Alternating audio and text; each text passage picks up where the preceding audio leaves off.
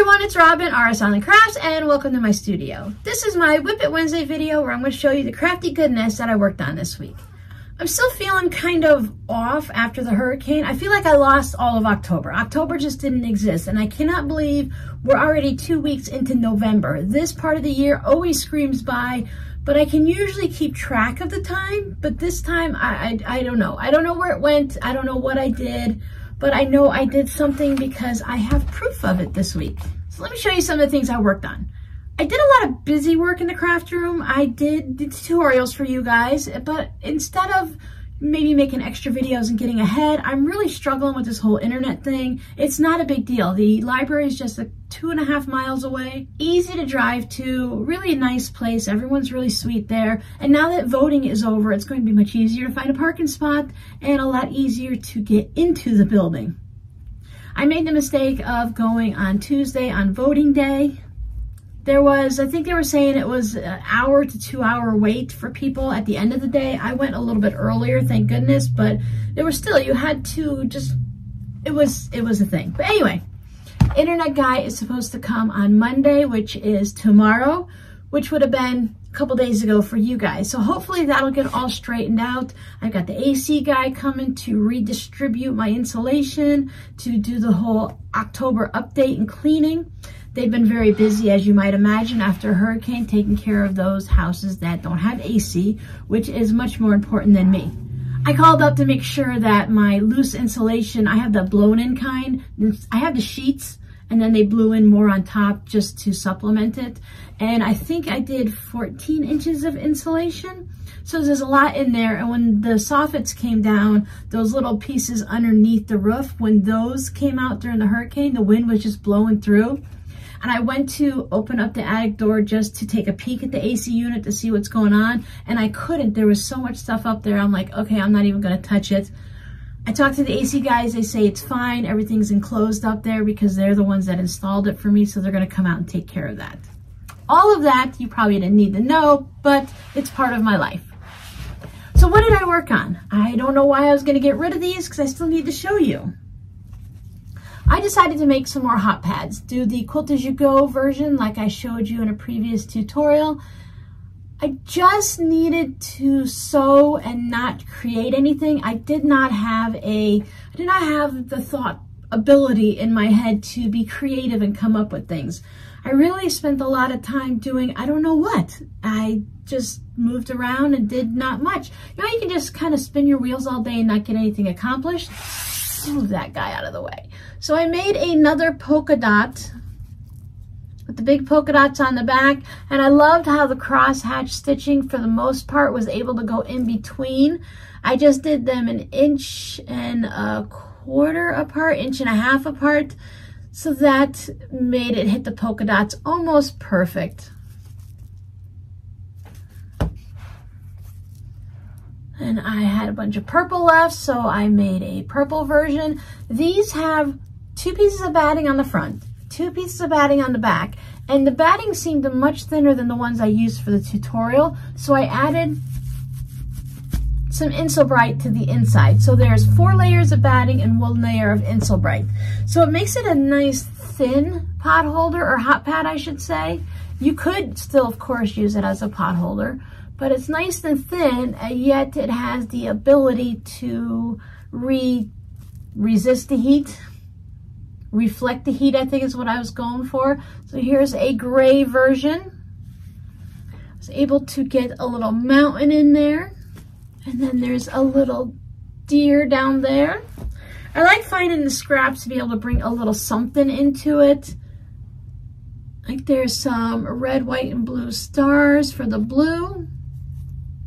This fabric is really cool.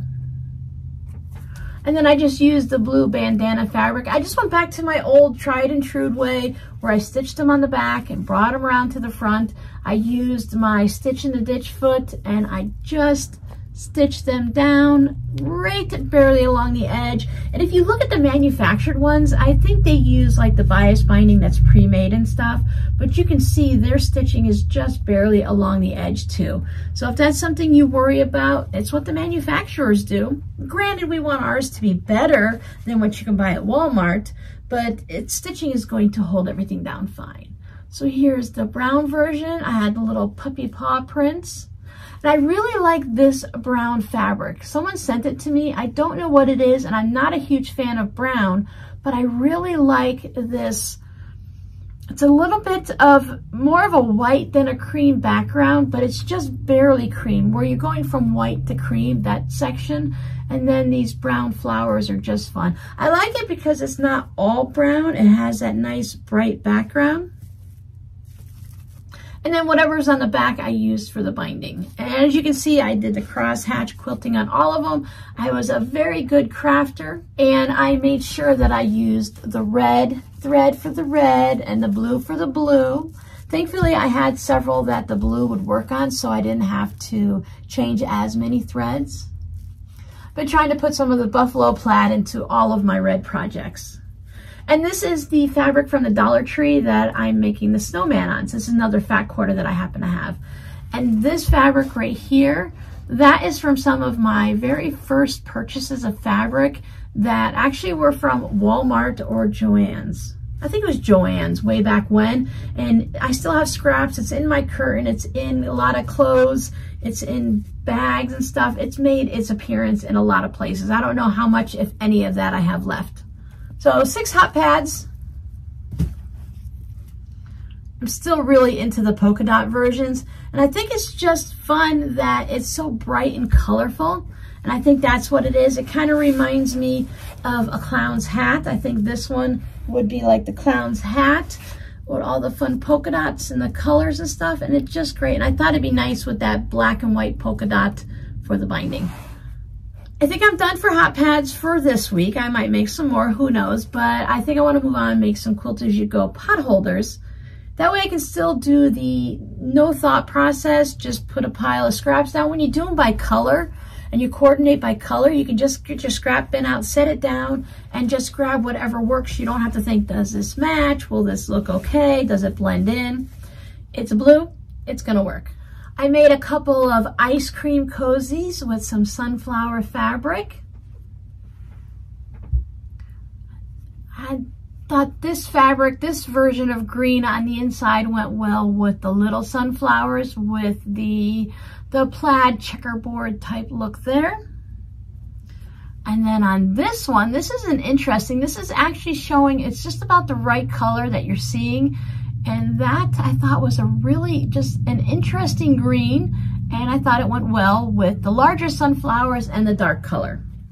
I've made a lot of bowl cozies, and I've made several of these ice cream cozies. These are the ones where you can put the little pint in. They remind me of little baby mitts like this. So I've made a lot of these, and they work out great. They're great tools. I use these in the kitchen all the time. I had chili the other night. I'm pretending like it's actually cold, even though it's in the 80s. But when Nicole came through, it dropped the temperatures down to 70. So I'm like, oh, chili weather. So I made a big pot of chili so I could put them in the freezer, and Miranda loves them too. That way I can make the big batch. I think I made 6 quarts of chili, pop them all into some quart-size Ziploc bags, put them in the freezer, and Miranda and I will have chili anytime we feel like it throughout the winter. I haven't bought ice cream in a while, but I know these are going to be really great for those. The process of making them still kind of drives me crazy. It's super simple, it's super easy, but the fact that you only have a little space here to turn it through, it just really irks me. I still have batting fuzzing on it. I have to hit them with a lint roller. I really struggled getting this one to turn right side out, and this batting is super thin. It's not the thick stuff. This one has a little bit thicker and the fabric's a little stiffer, and this one turned through no problem. So 100% on me versus the actual pattern and such. I think everything I made this week, I have a video that you can go and watch, except for these. These are chapstick key ring holders. I had a request to make some. They're just crocheted. It's a really simple pattern. You just crochet round and round. I have a keychain on it, and then I added this version for everyone. So in case they want to put it on a bag or backpack or something like that, it has that little piece that you open up so that you can go ahead and clip it on. And that makes it a lot easier than trying to put it on something using the key ring. So I thought that was a nice addition, and anyone who doesn't want it, they can just easily take this off like you remove a key. So one morning when I just didn't feel like doing anything, I went ahead and just crocheted these up. It doesn't only take a few minutes to crochet them. It takes longer to weave in the ends and to put on the little key thing than it does to actually crochet them. So no video for this one. And the other things I worked on, in a previous WiP It Wednesday, probably last year or the year before, I showed you a big panel that I made. It was probably maybe a table topper or a large sewing machine mat, where I just stitched a whole bunch of scraps down and made like supersized placemats. I decided to take those and I cut them apart and I turned them into scrappy fabric postcards. So you can see the tight stitching on it. Now this one has some tulle on it. Can you kind of see I don't even know what color this is. That's the great thing about using the netting and the tulle stuff, is you can't really see the color. I think this is a light red. And that just holds down all of those loose edges. So if you don't like those loose edges when you do it, you can go ahead and put the tulle on top and then do see my straight line stitching on there, the matchstick quilting. And that just holds everything down, so you don't have, you'll still see the loose threads that I didn't trim off before I put the netting on or the tulle on. It's interchangeable whether you want to use tulle or netting or whatever you call it. But I went ahead and just put that on and didn't trim off those loose threads. So those are on there permanently now. I think this one is orange.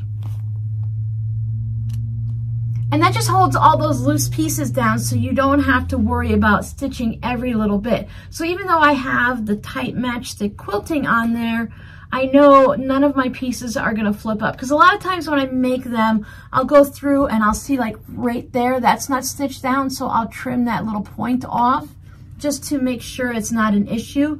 So here's one that doesn't have any of that tulle on it. You can see the difference. It just mutes the color slightly. It changes it because of the color tulle that I used. So this one is just plain. It's still, I did the same type of stitching all on it, the matchstick quilting. So I was all out of scrappy fabric postcards to send out to people. I think this one is orange too, so that really kind of mutes down the colors and everything like that of the fabric. So if your fabric is a little too bright for you and a little too wild, you can go ahead and use that. It's a technique I've seen in a lot of art quilts. So there, you can always put fabric postcards in any direction. So there's a letter P, or it was a Q when I was doing this quilt, Q-U-I-L-T, scrappy thing. And then here is the negatives from when I was cutting it out for probably that same project. So this has got the fusible heat and bond on it. So I just put that right down there. And now you have a little bit of something of interest to look at. Same thing here. I was cutting out something. So there is the heat and bond, the negative space of it. So you just add it over on another color and it just adds a little bit of quirkiness to it. This is when I was taking like long strips of scraps and putting them down on some fusible interfacing and then just turning it into something. So now I have 16 scrappy fabric postcards that I can go ahead and put into my collection and use at any time that I need one. I do have videos for fabric postcards. I have a playlist for them, so there's a lot of information in there if you're looking to see how to make one. I do enjoy just using up scraps. It's a great way to use scraps. Just send a little thank you note, a little hey, checking in how you're doing, or some people really like this style and some people really do not like it. So it's totally up to what people enjoy. I do like to sit down and make the more art style one where maybe you're making the beach. I have one with a beach and palm trees and coconuts and stuff, or I received one with mountains on it. You can do the embroidered or the thread painting of the flowers. You can take a lot of time to make them, or you can just whip out some quick ones. Now these were quilted, so it's the scraps, it's the layer of the fusible interfacing, a layer of batting, and then a piece of fabric on the back because it was actually a finished project with just no binding on it. So it's no problem to just cut it up into my 4.5 by 6.5 inch pieces and just stitch them down to the cards like I usually do. Here are the scraps from when I made the ice cream cozies. When I cut the darts, the pieces were so large. You're cutting out this really big triangle piece here, so that is a lot to be cutting out. You can see how large it is there. So I was able to make 2-inch half square triangles. I took all of the pieces, the lining and the outside, and I just stitched them together, and they made the wonkiest looking half square triangles. I didn't trim them up and get them prepared at all.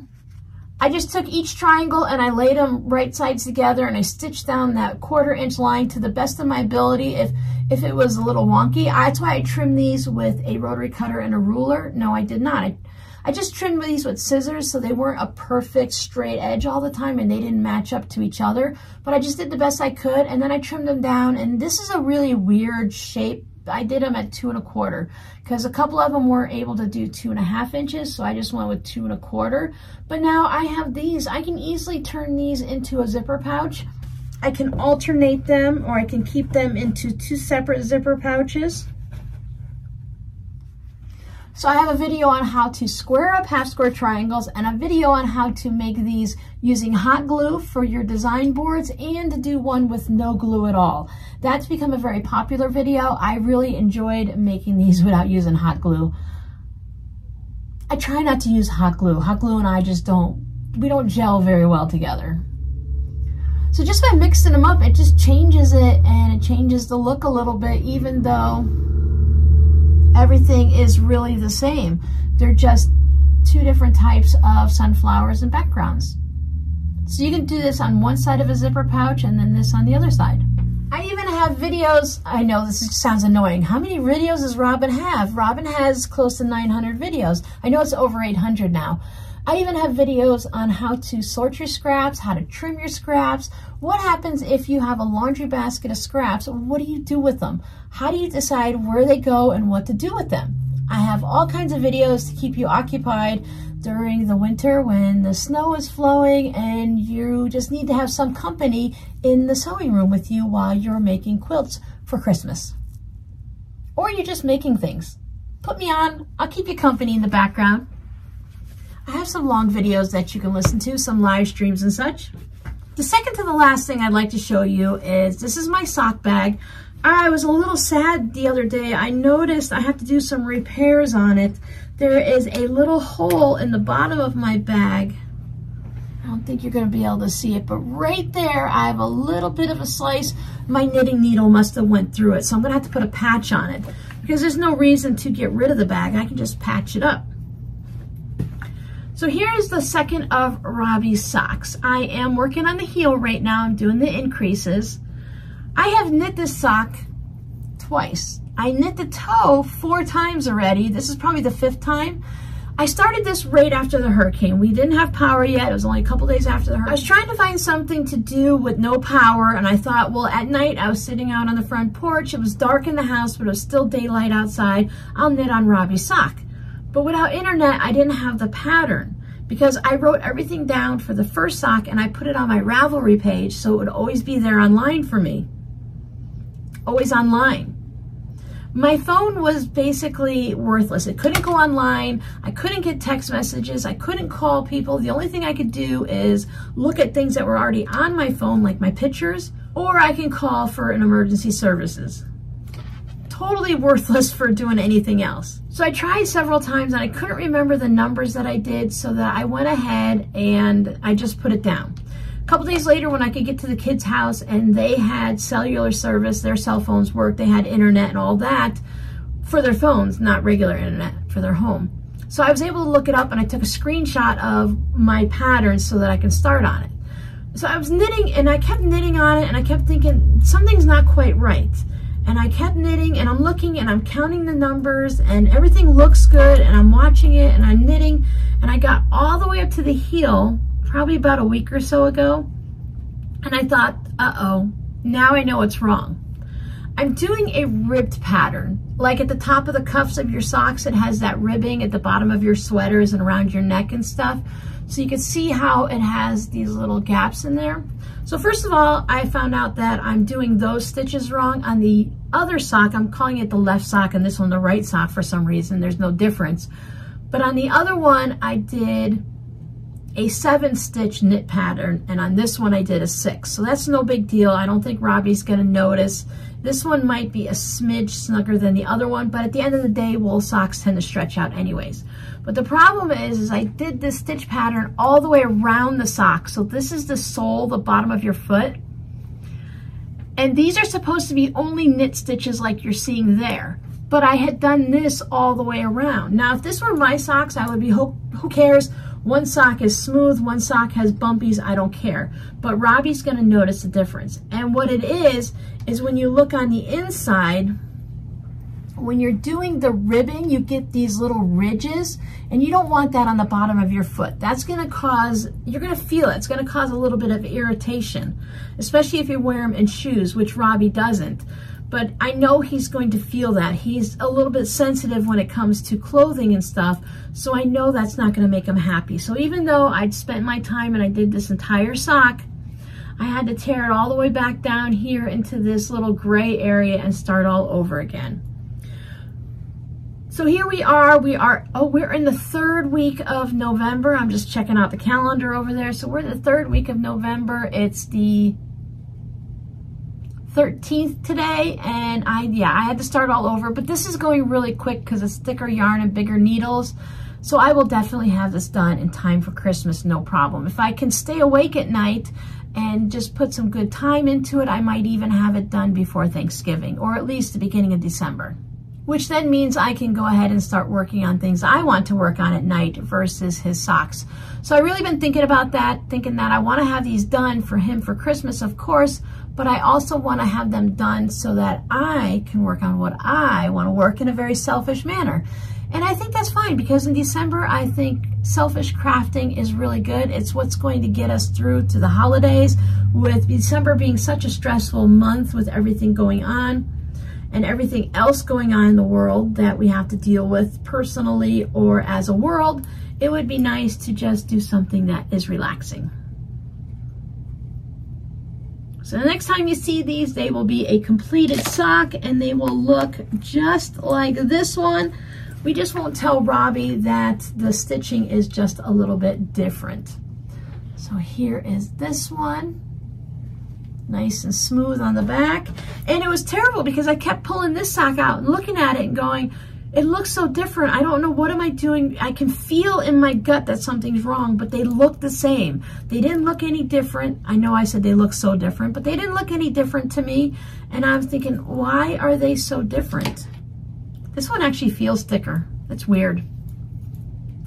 But they'll be done. He'll have some socks and he'll be happy. I don't think he'll notice that this one has a 6-stitch pattern and this one has a 7-stitch pattern. We should be okay. We just won't tell him and he won't notice. Knock on wood. Okay, the last thing I want to show you, you can probably see it right here. Can you see? You've been staring at this wrapping paper all along because I didn't prepare my area all that well. For those of you that were here with me last December, you may remember my friend and I did an Advent box for each other. We did it again this year. Here is mine. So for those of you that enjoyed it, I am doing it again this year. I'm going to record the video. I'm actually going to do it today after this video. So today is Sunday, November 13th. And yes, I'm going to be opening up all of my Advent gifts, but you will see them one day at a time. I also, per your request, since we thought about this ahead of time this year, I recorded myself wrapping all of her gifts. That way you'll know what she opens each day. Now on December 1st, you're going to see me unwrap December 1st. You won't see anything from her, but I do have a video showing a couple things that I did for her that you can see then. On December 2nd, I will open up my number 2 gift. Everything is numbered. So here is my number 2 gift, and I will show you what she opened up on December 1st. That way she can still have a surprise and she doesn't have to worry about quickly opening her present in the morning. She likes to open it at the end of the day. I will be posting the videos at 7 p.m. Eastern, just like I did last year. Now remember, these are going to be short videos. They will all be probably be under 5 minutes. A lot of times when I wrapped her gifts, I looked at the videos and they're like 30 seconds long. Because if I'm wrapping up a piece of fabric and I say, hey, here's this smiley face fabric, there's not much more to say about it. Or if I wrapped up, here's a new hairbrush I bought her. I didn't buy her a hairbrush. You know, there's not much to say. You know, she has hair, so she likes to brush her hair. You know, there's not going to be a long video. So for those of you who like the unboxing and the unwrapping of the Advent, but you like a short video, it's going to be great. For those of you that like the longer video, I'm sorry. There's really not much to say when you open up the Advent calendars. I would love to do an RsIslandCrafts Advent calendar next year. I'm going to have to think about it and see what I can find to purchase to keep the price low, to keep the items small. That way it can go in a small package so the shipping costs aren't high and the total purchase price for you guys wouldn't be high. I've heard from a few of you that said you'd be very interested in doing an Advent series with me. And I was thinking for ours next year, if I do it and if I can find things that are of a nice quality and it's not just junk, if I can do it at a reasonable price, I was thinking about doing 2. That way, for people who can't afford the full 25-day series, they can buy the 12 days of Christmas, which I believe they're towards the end of Christmas, but you can buy half an Advent or a full Advent, and that way you can keep the cost budget-friendly to yourself. So your scrappy word for today is budget. When it comes to crafting, do you give yourself a monthly budget or a monthly allowance? Do you save up throughout the month and then wait for, there's a big sale like Black Friday sale when the quilt shops have big sales? Do you save up all year so that you have a large budget to just blow and you buy your fabric for the year in one shot? Or do you like to go out each month and reward yourself? And even if you have a small budget of $20, do you just stick within that budget and just get what you need? Or do you do like I do and I only buy what I need? I do like to save up a little bit of fun money. I like to keep about $20 in my wallet of fun money. So if I'm having one of those days and I'm out by Joann's or Michael's and I just want to go in and spend money and not get anything that I need, I'm not going specifically to buy batting or to buy white fabric or anything like that. I just want to go and get something that's going to be fun, maybe a new craft kit, maybe some beads, some yarn or thread, just things that I didn't go there purposely to buy. Budget, crazy free-for-all.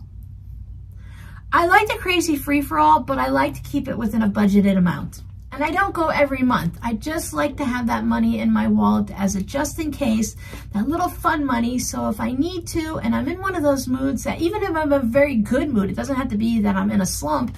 If I'm really happy one day, sometimes I'm like, oh, look, there's a Joann's, or oh, I can't say, oh, look, there's a craft store I've never seen because we don't have a lot of craft stores in this area. So thank you guys so much for hanging out with me. I am looking forward to doing my Advent series.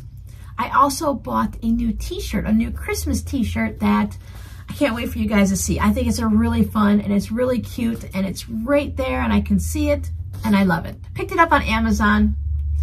If you look for Christmas shirts on Amazon, there are a lot of fun shirts in different genres and different designs and stuff that might be fun for you to pick up. Amazon can be a bit like Pinterest though, so you have to be careful. Pinterest is free, Amazon costs money, and you can still put a lot of things in your shopping cart or your wish list. So thanks for hanging out with me in my craft room. I will see you guys in the next video. Bye.